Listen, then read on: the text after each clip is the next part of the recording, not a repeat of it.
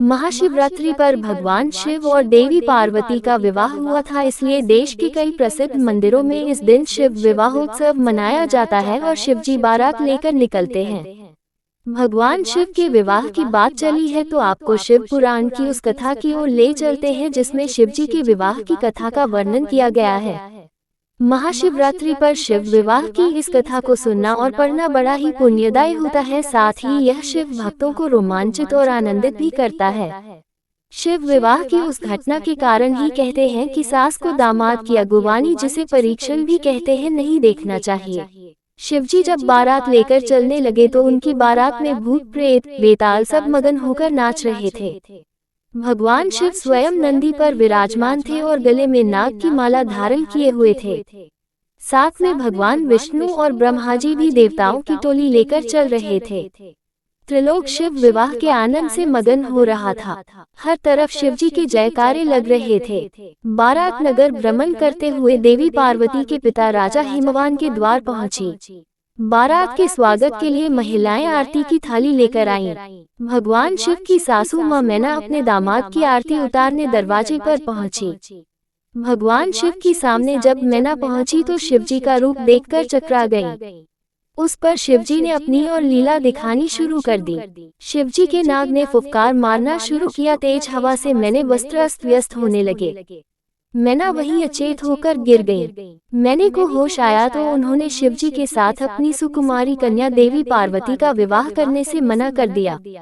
मैना ने कहा कि देवी पार्वती सुकुमारी को बाघंबरधारी भस्मधारी मसानी को नहीं दे सकती।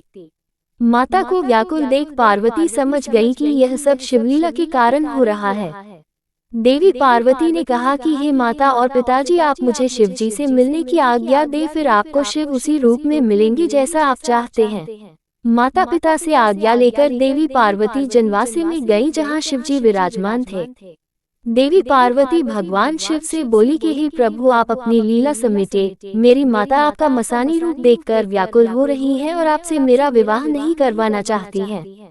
हर माता की तरह उनकी भी इच्छा है कि उनका दामाद सुंदर और मनमोहक हो, इसलिए आप अपने दिव्य रूप को प्रकट कीजिए।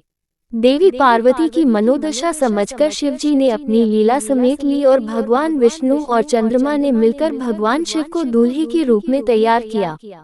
भगवान शिव अपने चंद्रमौली रूप को धारण करके सबका मन मोह रहे थे।